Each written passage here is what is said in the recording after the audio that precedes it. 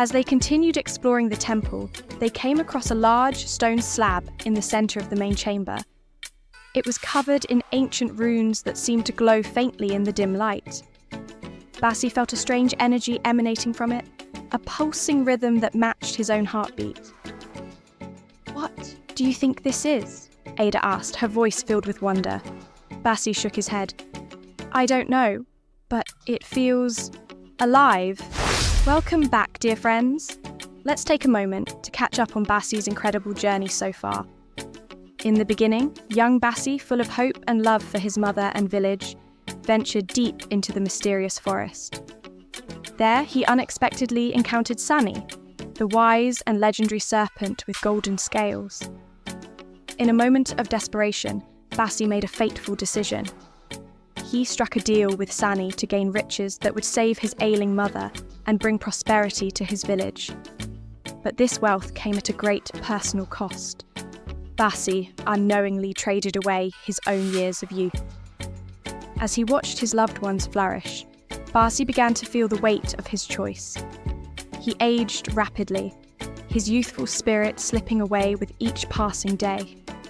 It wasn't until much later that Basi realised the gravity of his mistake. He had given up his chance to live his own life fully, to find love, and to pursue his own dreams.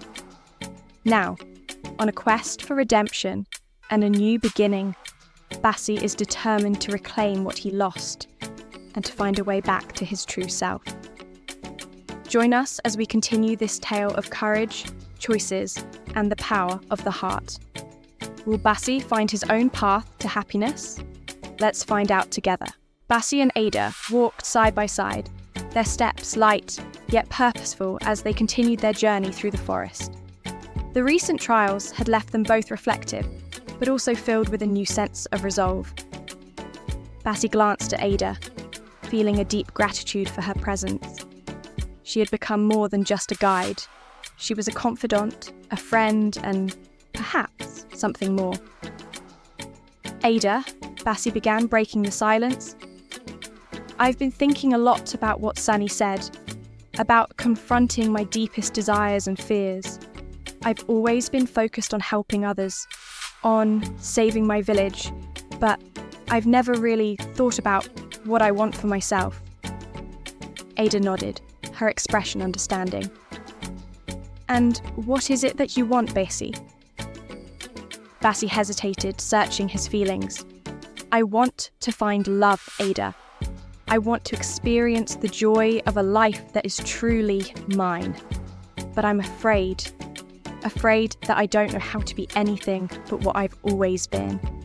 A protector, a provider." Ada reached out, gently touching his arm. "You've already taken the first step by admitting what you want," she said softly. "Now you just have to follow your heart." Basi smiled, a sense of warmth filling him. "Thank you, Ada. I'm glad you're here with me." They continued walking, the forest around them alive with the sounds of nature. Basi felt a renewed sense of hope, a feeling that perhaps, just perhaps, he could find what he was looking for. As they walked, they stumbled upon an old, abandoned temple hidden deep within the forest. Vines and roots crawled up its ancient stone walls, and the entrance was partially blocked by fallen debris. Despite its dilapidated state, there was something majestic about it, a sense of history and mystery. "What do you think this place is?" Ada asked, her eyes wide with curiosity. Basi stepped closer to the entrance, feeling a strange pull. "I don't know," he replied, "but I feel like it's calling to me, like there's something here I need to see." Ada nodded. "Then let's explore it. Maybe it holds some answers for you." They carefully moved the debris aside and stepped into the temple. The interior was dark, lit only by the shafts of sunlight that pierced through the cracks in the ceiling. Strange symbols adorned the walls, and the air was thick with the scent of age and forgotten stories. As they moved deeper inside, Basi felt a sense of familiarity, a sense that he had been here before, in another life, another time. He reached out, touching the cool stone, and a vision flashed before his eyes. A younger version of himself standing in this very place, filled with hope and dreams. Ada watched him closely, sensing the intensity of his emotions. "What is it, Basi?" she asked. "I've been here before, in my dreams," he whispered. "This place, it holds a part of my past." The temple seemed to come alive with whispers, faint echoes of voices long forgotten. Basi closed his eyes, allowing the sounds to wash over him. He could hear the laughter of children, the soft murmur of a woman's voice, his mother's voice. Tears filled his eyes as he listened to the echoes of a life that seemed so distant, so unattainable. Ada placed a hand on his shoulder, grounding him. "You're not alone, Basi," she said gently. "We're in this together." Basi nodded, wiping his eyes. "I know," he replied. I miss those days. I miss feeling young and full of hope." As they continued exploring the temple, they came across a large stone slab in the center of the main chamber. It was covered in ancient runes that seemed to glow faintly in the dim light. Basi felt a strange energy emanating from it, a pulsing rhythm that matched his own heartbeat. "What do you think this is?" Ada asked, her voice filled with wonder. Basi shook his head. "I don't know, but it feels alive." He reached out, his fingers grazing the surface of the stone. As soon as he made contact, the runes flared to life, and a bright light filled the room. Basi was engulfed in light, his surroundings dissolving into a swirling vortex of colours. He felt a pull, like he was being drawn into another world. When the light faded, he found himself standing in a vast open space, an endless expanse of white. In front of him stood two paths. One was shrouded in shadows, dark and foreboding. The other was bathed in a warm, golden light, inviting and serene. Basi felt his heart race as he realised he was being given a choice. "What is this?" he asked, his voice echoing in the emptiness. "This is your crossroads, Basi," a voice replied. It was Sani, the serpent, appearing beside him, its golden scales shimmering in the light. "These paths represent the choices you have made and the choices you will make. One leads to a life of fear and regret, the other to a life of love and fulfillment." Basi felt a wave of emotion crash over him. "I want to choose the right path," he said, his voice filled with desperation. "I want to find my own life, my own love." Sani nodded. "Then you must follow your heart, Basi. Trust in yourself and in the journey ahead." As Basi moved towards the golden path, shadows began to rise from the ground, forming figures that blocked his way. They were dark, faceless beings that seemed to radiate malice and despair. "You cannot escape us," one of the shadows hissed. "We are your fears, your doubts. We are everything that holds you back." Basi felt a chill run down his spine, but he stood his ground. "I am not afraid of you," he declared. "I have faced my fears before, and I will face them again." The shadows hissed in response, their forms twisting and shifting. "You think you can overcome us?" Another shadow sneered. "You think you are worthy of happiness, of love?" Basi clenched his fists, his resolve firm. "Yes," he replied. "I believe I am, and I will not let you stand in my way." He stepped forward, pushing through the shadows, his determination unyielding. The shadows clawed at him, whispering words of doubt and fear. But Basi refused to listen. He kept moving, driven by the desire to find his own life, his own love. As Basi pushed through the shadows, he began to feel a warmth growing within him, a light that seemed to emanate from his very soul. The shadows recoiled from the light, hissing in pain as they faded away. Basi realized that the light within him was stronger than any darkness, any fear. He smiled, feeling a sense of peace and confidence. "I am stronger than my fears," he said softly. I am stronger than my doubts. Ada appeared beside him, her face filled with pride. You did it, Basi, she said. You found your inner strength. Basi nodded, feeling a surge of gratitude. Thank you, Ada, he replied. I couldn't have done it without you. Ada smiled, her eyes shining with warmth.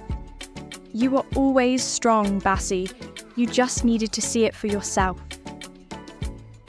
They stood together, the golden path stretching out before them, a path filled with possibilities, with hope. Basi and Ada continued along the golden path, the light growing brighter with each step. Basi felt a sense of clarity, a sense of purpose that he had never felt before. He knew now what he wanted, what he needed to do. As they reached a bend in the path, they saw a small, secluded glade. In the centre stood a stone altar, similar to the one they had seen in the temple. On the altar lay a single golden flower, its petals shimmering in the sunlight. Ada gasped, her eyes wide with awe. It's beautiful, she whispered. Basi nodded, feeling a sense of peace. This is it, he said. This is where I choose my future. He walked to the altar, his heart filled with love and hope. He reached out, picking the golden flower, feeling its warmth spread through him. I choose love, he said softly. I choose a life of my own. Ada stepped beside him, her hand gently touching his. And I choose to be with you, Basi, she whispered, wherever this path takes us. Basi smiled and feeling a surge of happiness. For the first time, he felt truly at peace. With the flower in hand, Basi and Ada began their journey back to the village. The forest seemed to welcome them, the trees parting to create a clear path. The journey felt lighter, filled with joy and anticipation. As they walked, Basi felt a sense of closure, a sense that he had finally found his place in the world. He glanced at Ada, his heart swelling with love and gratitude. Thank you, Ada, he said softly, for everything. Ada smiled, her eyes shining. You don't have to thank me, Basi, she replied. We're in this together, remember? Basi nodded, feeling a warmth spread through him. Together, he echoed. They continued their journey, the village of Moyo growing closer with each step. Basi felt a sense of excitement, a sense of hope for the future. When they reached the village, they were greeted with cheers and smiles. The villagers had been worried, but now they saw Basi return with a new light in his eyes, a new purpose in his step. Amara, Basi's mother, rushed forward, her face filled with relief and joy. Basi, you're back, she cried, wrapping her arms around him. Basi hugged her tightly, feeling a surge of love. I'm back, mother, he said. And I found what I was looking for. He turned to Ada, who stood nearby, smiling. I've found love, he continued. I've found my own life. The villagers cheered, their faces filled with joy and happiness. Basi felt a warmth spread through him, a feeling of belonging. He knew now that he was home. As the celebrations continued late into the night, Basi felt a profound sense of peace settling in his heart. He had finally found his place in the world. His love for Ada, the support of his mother, and the warmth of his village surrounded him. The stars twinkled brightly overhead, casting a gentle light over the village square where laughter and music filled the air. Ada squeezed Basi's hand, and he turned to her with a smile. I never imagined my journey would lead me here, Basi said softly, his voice filled with wonder and gratitude. Ada smiled back, her eyes shining with affection. You've found your way home, Basi, to the people who love you and the life that you were always meant to live. Basi nodded, feeling a warmth spread through his chest. He looked around at the faces of his friends and family, the people who had stood by him through every challenge. His mother, Amara, stood nearby, her eyes brimming with pride and love. The sight filled Basi with a deep sense of fulfillment. He took a deep breath, feeling the cool night air fill his lungs. "This is where I belong," he whispered, and Ada nodded in agreement. As the night continued, the villagers shared stories of bravery and kindness, of love and resilience. Basi listened, his heart swelling with joy. He knew that for now, his journey had come full circle. He had learned to cherish the moments, to find strength in his challenges, and, most importantly, to love deeply and fully. And though the forest still held its mysteries, and the world outside still beckoned, Basi knew that whatever came next, he would face it with the people he loved by his side. The night grew late, and one by one the villagers returned to their homes. Basi and Ada walked hand in hand through the quiet village, their hearts full, their spirits light. The future, once so uncertain, now seemed bright with endless possibilities. As they reached Basi's home, he turned to Ada with a smile. "Thank you," he said, his voice filled with sincerity. "For everything." Ada laughed softly. "No need to thank me, Basi. We found something special here. Together." Basi nodded, his heart full.